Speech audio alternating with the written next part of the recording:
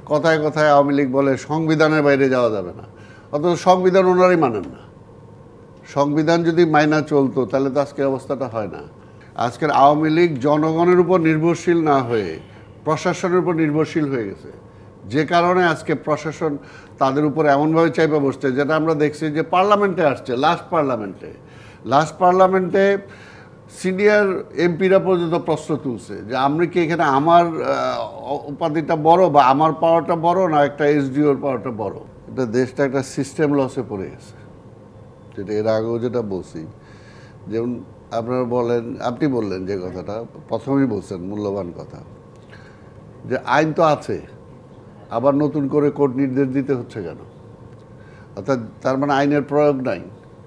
আইনের প্রয়োগ যদি থাকতো আর যদি আপনার জবাবদিহিতা থাকতো তাহলে কিন্তু আজকের এই অবস্থাটা হইতো না।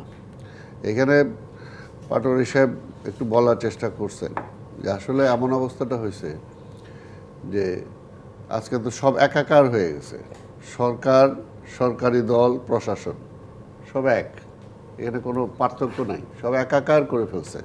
যেটা পার্থক্য থাকা উচিত ছিল, যার যার ডিউটি, যার যার দায়িত্ব এখানে স্পেসিফিক। আপনি সংবিধান, কথায় কথায় আওয়ামী লীগ বলে সংবিধানের বাইরে যাওয়া যাবে না, অথচ সংবিধান ওনারাই মানেন না। সংবিধান যদি মাইনা চলতো তাহলে তো আজকের অবস্থাটা হয় না। আজকে যখন আপনার বেনজির সাহেব বোর্ড ক্লাবের সভাপতি হলেন এবং সেইখানে বিশাল একটা পরিবহনের কাণ্ড ঘটে গেল, তখনও এটা নজরে আসলো, সবাই দেখলো, সবাই জানলো, কিছু কিছু জায়গায় প্রশ্নও আসলো, কিন্তু সরকারের পক্ষ থেকে তো তাকে প্রশ্ন করা হয়নি বা তার খোঁজখবর নেওয়া হয় নাই। অর্থাৎ এই জন্য যদি আপনি সিস্টেম মানতেন তাহলে কিন্তু আজকের এই অবস্থাটা হইতো না। তো ওইখানে কারণটা কি? কারণটা ওই যে যেহেতু বলছি, এর আগেও বলছি, যে যখন একটা পুলিশের সিনিয়র লোক বলে যে আওয়ামী লীগ তো আওয়ামী লীগকে নির্বাচিত করে না, আমরা করছি, অর্থাৎ এইখানে অ্যাবসলিউটলি আজকের আওয়ামী লীগ জনগণের উপর নির্ভরশীল না হয়ে প্রশাসনের উপর নির্ভরশীল হয়ে গেছে, যে কারণে আজকে প্রশাসন তাদের উপর এমনভাবে চাইপা বসছে, যেটা আমরা দেখছি যে পার্লামেন্টে আসছে, লাস্ট পার্লামেন্টে সিনিয়র এমপিরা পর্যন্ত প্রশ্ন তুলছে যে আমরা কি এখানে আমার উপাধিটা বড় বা আমার পাওয়ারটা বড় না একটা এসডিওর পাওয়ারটা বড়। নগদের কাছে সব গ্রাহকই প্রিয়, তাই তো সারা দেশে ক্যাশ আউট চার্জ সবচেয়ে কম। এখানে কার ক্ষমতাটা কার বেশি? তবে এখানে যেটা হয়েছে যে যেহেতু প্রশাসন এবং বলছি প্রশাসন, পার্টি এবং সব একাকার হয়ে গেছে, এবং ওই যে তাদের একটাই কাজ ছিল যে বিরোধী দল নামে বিএনপিকে দমাও আর যা ইচ্ছা করো, এবং এই যে এটা লাগামহীন ছাড় দেওয়াতে এখন কিন্তু বুমেরাং হয়েছে। কিন্তু এখন যখন তাদের কাছে সম্পদের হিসাব চাওয়া হচ্ছে বা হবে বা দিতে হবে তাদের, সেটা কি সম্ভব হবে? সেটা তো হবে না কেন?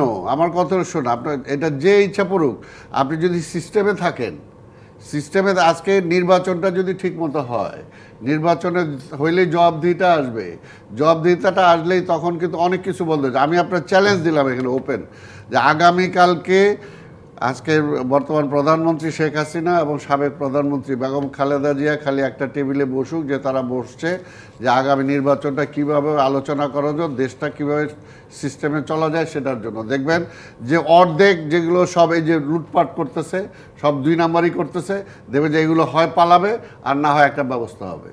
অর্থাৎ এটা তো একটা তাদের কাছে একটা থাকা লাগবে, তো নির্দেশ থাকা লাগবে। আমরা সরকারি কর্মকর্তারা কিভাবে পালাবে? তারা তো না সরকারি আমলা না, আজকে সরকার সবকিছুতে আপনি হিসাবে আনবেন। সরকারি আমলা না, আজকে যে কথাটা বারবার, এটা হয় কেন?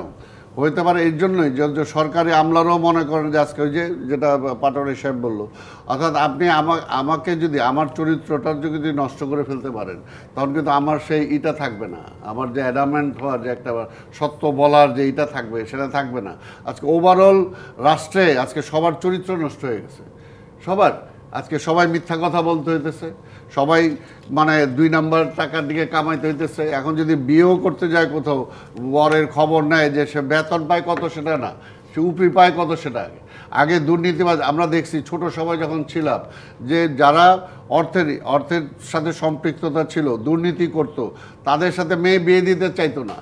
আজকে সেই সময় আজকে একটা ছাত্র যখন পড়াশোনা করতো তখন তার ফার্স্ট চয়েস কোনোভাবেই পুলিশ দিত না, ফার্স্ট চয়েস কোনোভাবেই ওই যে কি বলে কাস্টমস দিত না। কিন্তু এখন আপনারা দেখেন, ম্যাক্সিমাম দেখেন যে তারা সেটা দেয়। কারণ ওই যে আজকে টোটাল মানে আপনার এটাই নষ্ট, আমার মূল্যবোধ যেটা বলি আজকে সেটা একেবারে আমরা নষ্ট করে ফেলছি শুধুমাত্র ক্ষমতা এবং আমার ক্ষমতার এই ইসের জন্য, নিজের সুখ স্বাচ্ছন্দ্যের জন্য আজকে সব কিছু জাহান্নাম বলে দিছি। এটা আজকে করতে পারে দুইটা কাজ করলেই হয়। একটা হলো যে যেটা বলবো আমি এর আগেও যে বলছি যে সংসদ সদস্যদেরকে ডেভেলপমেন্ট ওয়ার্কের থেকে দূরে রাখতে হবে, তাহলে দেখবেন যে তারা ভালো থাকবে। অর্থাৎ একটা মানুষকে ভালো রাখার দায়িত্বও কিন্তু সরকারের। যে আমার যে মানে নিয়ম যেটা যে যুদ্ধ করছি, যুদ্ধ করার পরে ডেভেলপমেন্ট কাজ কারা করবে তাহলে? ডেভেলপমেন্ট ওয়ার্ক লোকাল গভর্নমেন্ট করবে, এবং যে ব্যুরোক্রেসি তখন তারা জবাবদিহিতার মধ্যে বেশি থাকবে। এখন তো জবাবদিহিতা নাই, সব ভাগ করে নেয় পার্সেন্টেজ, যে কারণে কেউ কারো কাছে জবাব দেয় না। সবাই তো তুমিও চোর আমিও চোর, কাজে চোরে চোরে মাস্তুতো ভাই হয়ে গেছে। তার মানে রাজনীতিবিদ এবং আমলা দুজনেই দুজনের কাছ থেকে পরিপূরক হিসেবে কাজ করে। সবকিছু যদি আপনি সিস্টেমে না আনেন তাহলে কোনোটাই হবে না। আরেকটা হলো যে আপনি এখানে হয় না কেন, আমি তো বলছি শোন, এটা পরিষ্কার, বাংলাদেশ খুব ছোট দেশ। ৭১-এর আগে কার কি ছিল, ৭৫-এর আগে কার কি ছিল, ৯০-এর আগে কার কি ছিল, পরিষ্কার। আরে ভাই কয়জন এখানে জমিদার ফ্যামিলি থেকে আসছে বাংলাদেশে? সবার একটা পাস্ট আছে, সবাই। তার আরেকটা হলো যে সত্যি প্রতি বছর তাদের সব কিছু চেক হবে। কারণ যে আজকে বিচারকের আসনে থাকবে তারটা বেশি চেক হবে, যে প্রশাসনে থাকবে তারটা বেশি হবে।